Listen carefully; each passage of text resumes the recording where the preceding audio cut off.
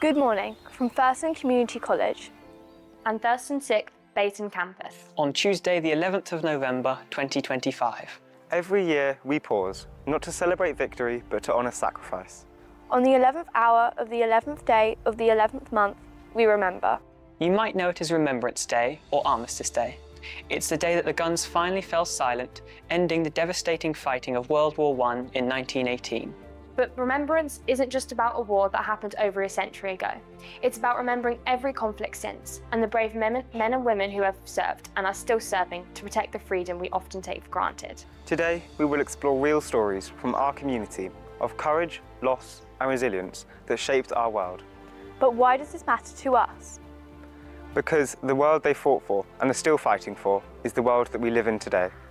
Soon, our community will fall silent alongside the rest of the nation. But first, join us as we explore the meaning of remembrance.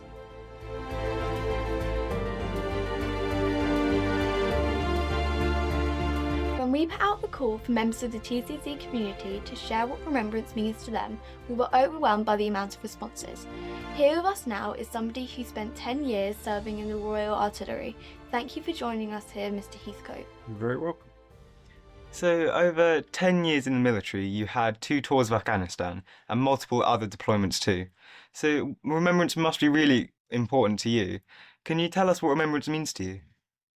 I think a lot of it is about the sacrifice that those in the military community make, as well as looking at wider communities such as the police, the fire service and ambulance service. It's looking at all communities, but obviously with remembrance we focus on conflict, and I think a big part of that is also looking at the impact of that when people come home from conflict as well.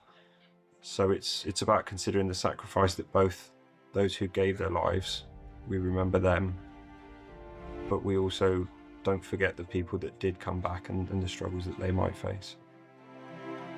Remembrance isn't just about history, it is about everybody who has stepped forward in military service and their families. The stories you're about to hear from our student leaders are the experiences of members of our college community.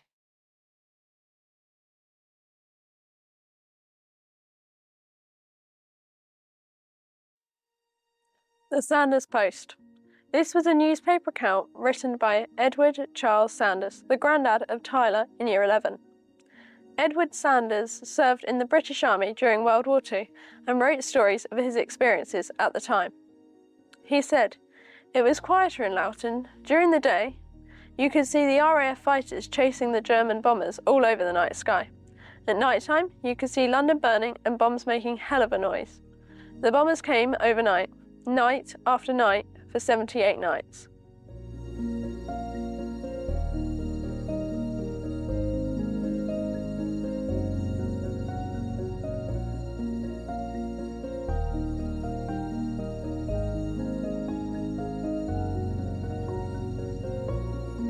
In August 1943, at the age of 18, Lawrence Peachey was called up for military service. Given the choice between becoming a Bevan boy or joining the Royal Navy, he eagerly chose the Navy. He completed his training locally at HMS Ganges in Shotley, then at Chatham, before being posted to HMS Kelvin as an able seaman. He took part in the D-Day landings at Sword Beach, and after 8 intense days of combat, his ship was recalled to England to collect Sir Winston Churchill and show him the process of the landings, something he remained deeply proud of throughout his life.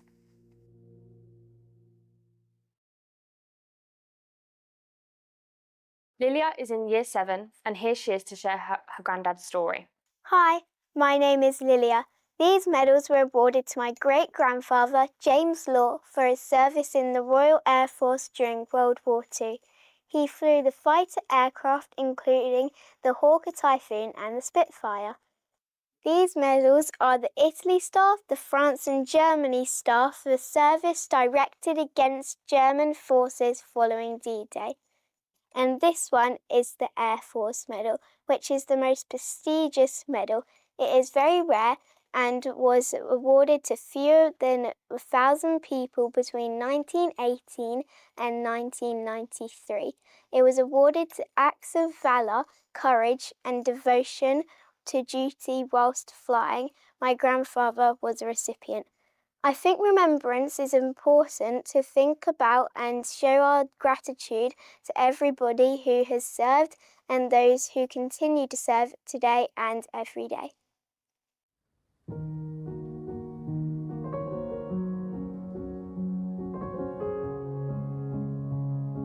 Mr. Rappolt is a veteran of nearly 25 years of service as a helicopter pilot in the British Army. He has found himself in all parts of the world, flying on different operations. During this time, he has unfortunately lost colleagues along the way. He is pleased that the country observes Remembrance Day, which allows the nation to reflect on those who have sacrificed their lives, not only for their country, but for the countries of others.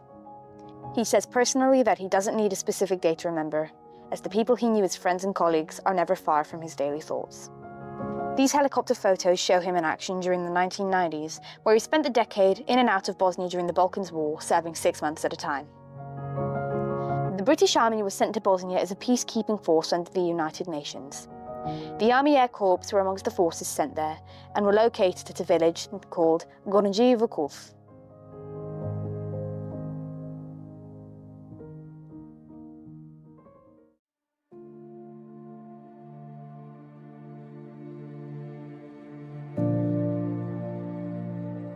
Mr. Burchill has served in the Royal Air Force for 38 years.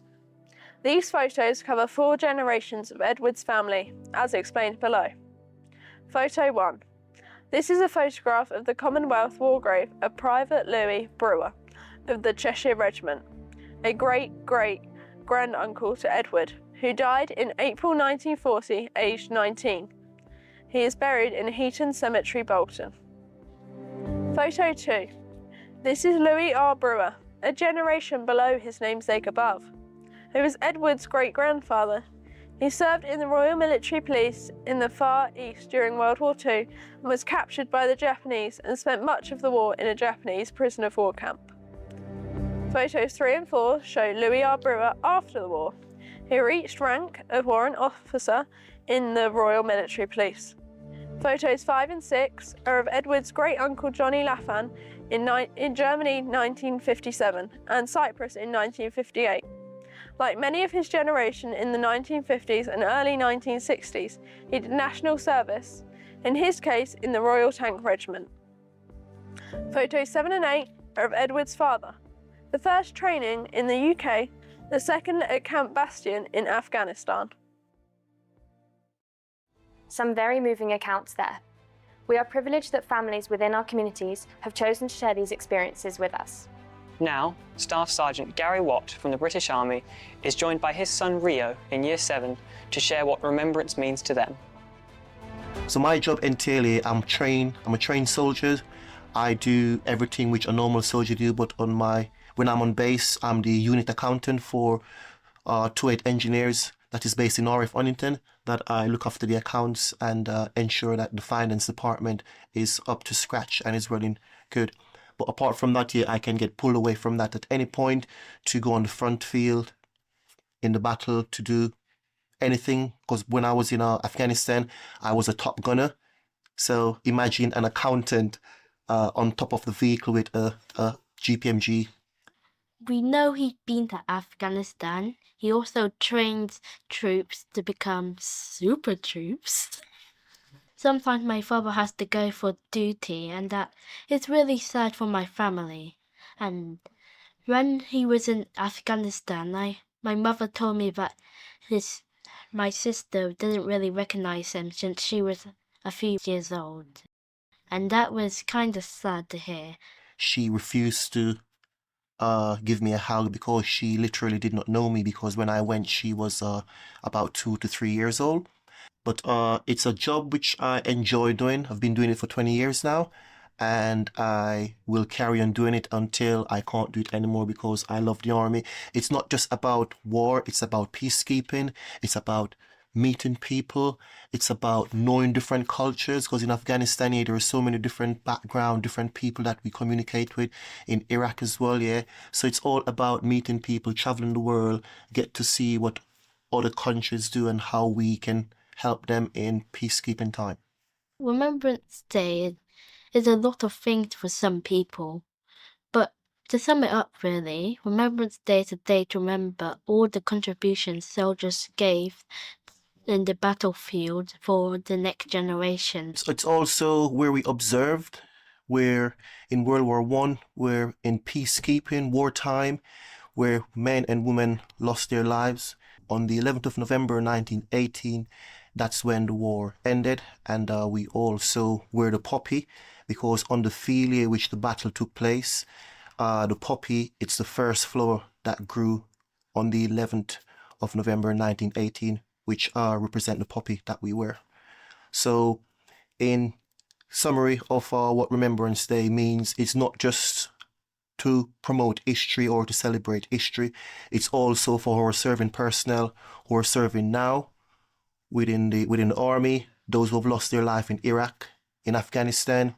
So it's also just to remember those who have lost their lives and give their lives for the country so that we today can live because they've sacrificed their lives at wartime for us. I'm very thankful for it, since without their contributions, we wouldn't be here today. It was really interesting to learn more about the history of the poppy. Thank you to Staff Sergeant Watt and Rio for that contribution. Now, Major Mark Saunders has sent in a video telling us more about what Remembrance means to him.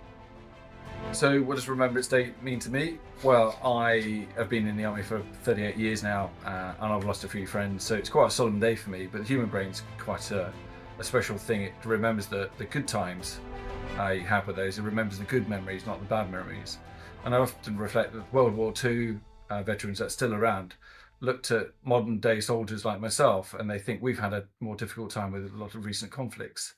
For me, we always look back and believe that the World War II soldiers, for the length of time they were at war and total war, they had a lot more difficult time of it. So a bit of mutual respect there. But for me, it'll be a solemn day all in all. When we think of service and sacrifice, we usually relate this to active members of the military. But behind each of them is a supportive family. Anae is in Year 7 and her mum Lynn has sent this short video to be featured in our documentary. So Remembrance Day for me is about a period of reflection, not just thinking about the sacrifices made in the past, but the stories that go untold, and also about the military families that sacrifice on a daily basis. So we often are required to get up and move. We're often posted far away from home, like we are. So I think it's also a time to think about the sacrifice as a whole, not just those that have went into active service, but the structure around the serving personnel that actually supports them, because Christopher couldn't do his job if Anae and I weren't fully supporting any of that. It can be really easy to forget just how much of a role a supportive family plays in the life of our serving personnel. In the case of Miss Brophy and Anae, there is a lot of military history in their family. Let's find out more.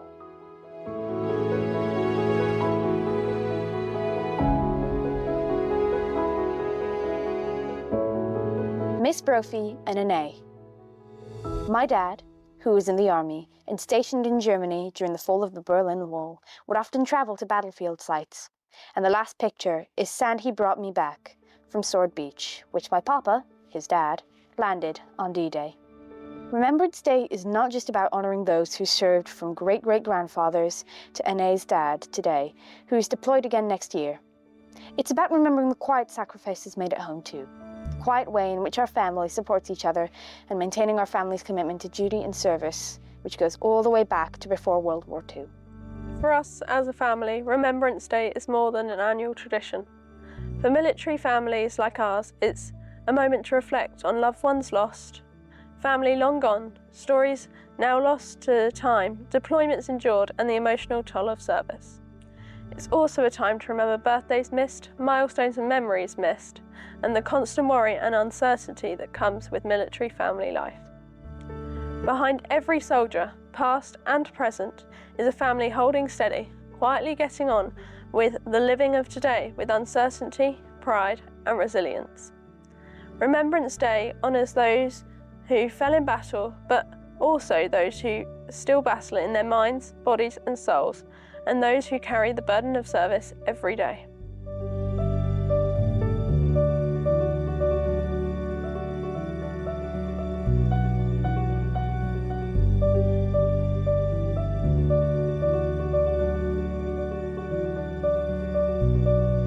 Miss Gurman-Prez's brother said, "I remember my tour of duty in Afghanistan, where I served as part of a specialist unit, as an interrogator alongside the British Army. I will remember those who served with courage and honour and stood in uniform in defence of others."